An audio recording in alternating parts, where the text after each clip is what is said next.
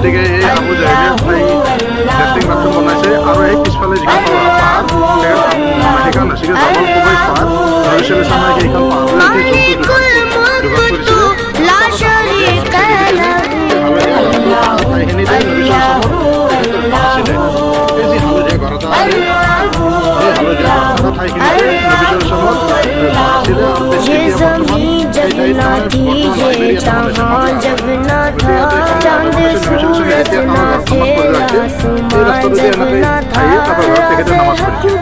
গতিকে আমি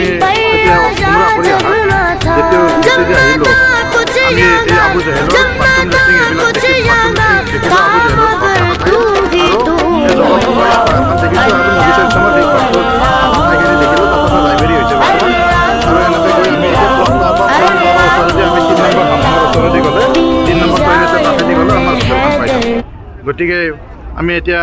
ৰুমলৈকে যাওঁ ইনশাল্লাহ আৰু যিসকল পুৰুষে এতিয়া চুলি কাটিব লগা আছে তেখেতসকলে চেলুনত গৈ হালাক কৰিব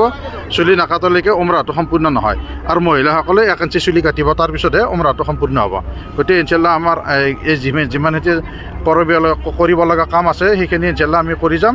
গতিকে আল্লাহ আমাক আৰু ভৱিষ্যতলৈ থকা দিনকেইটাত যিমান এতিয়া যাতে শুদ্ধভাৱে আমাৰ সহিভাৱে ইবাদতবিলাক কৰিব পাৰোঁ তাৰ কাৰণে আল্লাহ আমাক তৌফিক দান কৰক আমিন